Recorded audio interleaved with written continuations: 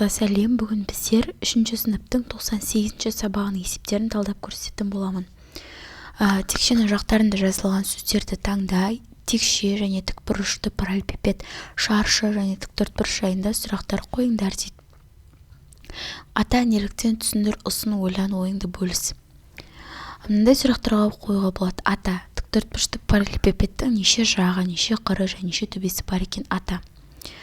Және мынандай, айналаңда текше пішінді екі затты ата. Неліктен кез келген текшені тікбұрышты параллелепипед деп айтуға болады. Бірақ кез келген параллелепипедті текше деп айта алмаймыз. Неліктен шаршыны тіктөртбұрыштың дербес түрде есептейміз. Түсіндір дегенге текше мен шаршының арасында байланысты түсіндір. Тіктөртбұрыштың ауданын қалай есептейтін түсіндір.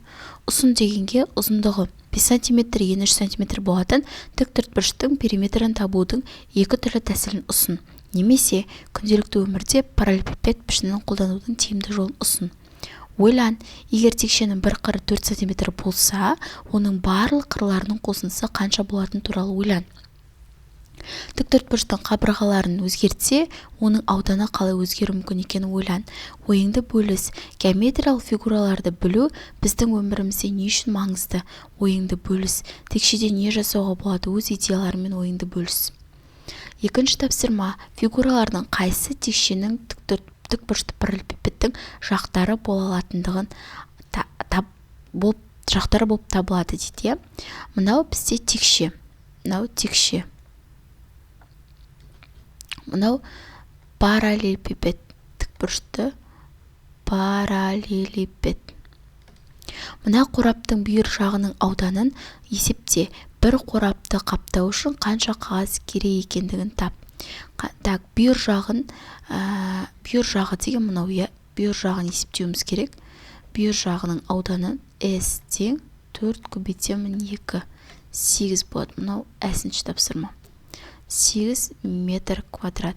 Ал осы қорапты қанша қағаз кететін табу үшін біз көлемін табамыз. Ұзындығын, енін және биіктігін көбейтеміз. 4 көбейтемін 2, 64 метр куб қағаз кетеді екен.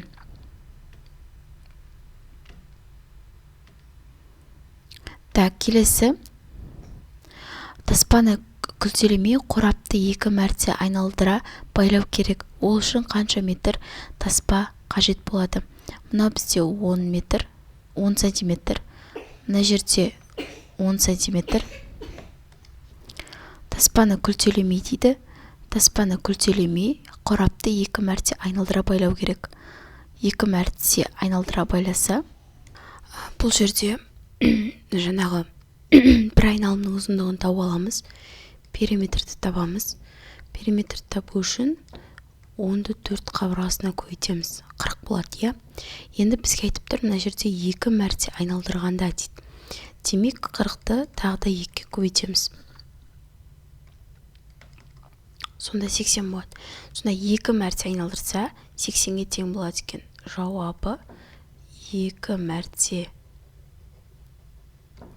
айналдырса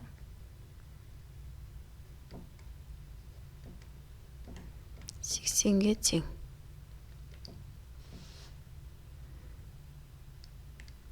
Келесі, бөлменің үшінші есеп. Бөлменің ұзындығы 8, ені 2, ені 5, метр, биіктігі 3 метр дейді. Бізге айтады, осы бөлменің еденінің ауданын тап дейді. Еденінің ауданын тап дейді. Так, едені 8 метр, қараңдар, мына жер 8 метр. Мына жер 5 метр. Сонда еденің ауданы 8 көбейту 5-ге тең болады. 40 метр квадрат болады. Ал енді былай дейді, қабырғаларының ауданын есепте. Қабырға деген мынау 3, мынау 5. Мынау S қабырға деп қойын.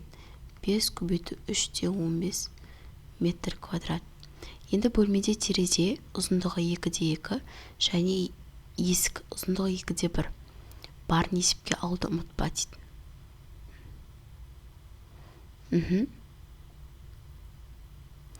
Так, терезенің ауданы 2 көбейту 2, 4-ге тең.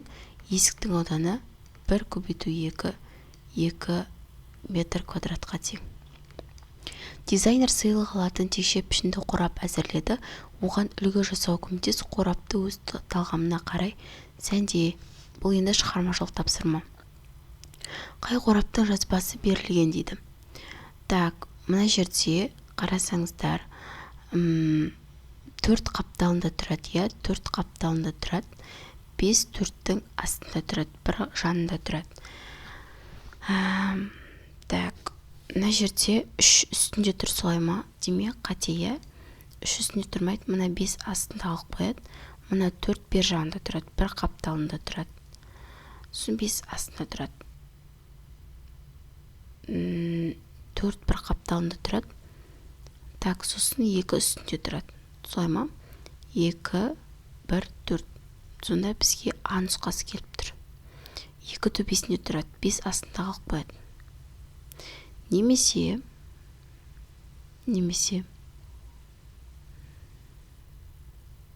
дұрыс, 5 астында алып қояды, А болады. Ойнайық, бір текшені лақтыр, түскен санды көбейт. Қалай тиімді есептеуге болады? Так, 50 қосамын 40. Көбейтем, мысалы бірінші сан бір түсті дейік. Жауабы 90 болады. 50 қосамын 40. Екінші сан 2 түсті дейік. 90 көбейтемін 2. 180 болады. 50 қосамын 40. 3 саны түсті дейік. 90 көбейтемін 3. 270 болады. 50 қосамын 40. 4 саны түсті дейік. 360 болады. 50 қосамын 40. 5 саны түсін. 90 көбейту 5. 450 болады. 50 қосамын 40. 6 саны түсін. 90 көбейту 6. 540 болады. Текше жалпы тек 6 санға дейін барады. Так, келесі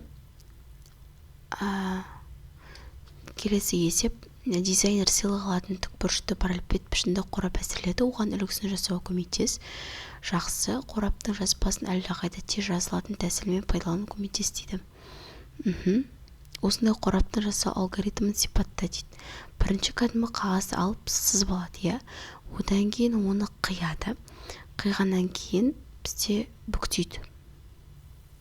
Сонда осындай қорап шығады. Астыңғы текшенің қабырғасы 6 см, оның үстінде қойған әрбір текшелердің қабырғасы 1 см кеміп отырады. Оның ең үстінде текшенің қабырғасын тап дейді. Мынау 6 см болсын, мынау 5 болады, мынау 4, мынау 3, мынау 2. Көк 2 см қабырғасы. Келесі, кесте бойынша өрнектер құрастырып жаз. Азайғыш бізде 300. Азайту керек 32 көбейтемін 3-ге. 300 азайтамын 96. 214 болады. Займа? 204 болады. 204.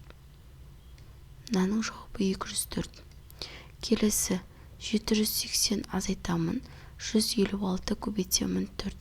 780 азайтамын 24 2 ойда. 20, 22 2 ойда 6. Және мұнда болады 156. Келесі 45 қосамын 765 азайтамын 205. 45-ке 765-ті қоссам 810. Азайтам 205. 605 болады. Келесі 730 азайтам 32 қосам 460. 730 азайтамын 492. Сонда жауабы 8, 3, 2. 238. Мынау 156, мынау 605, мынау 238 болады. Осымен бүгінгі сабағымыз аяқталды. Каналға тіркеліп лайк басып кетіңіздер.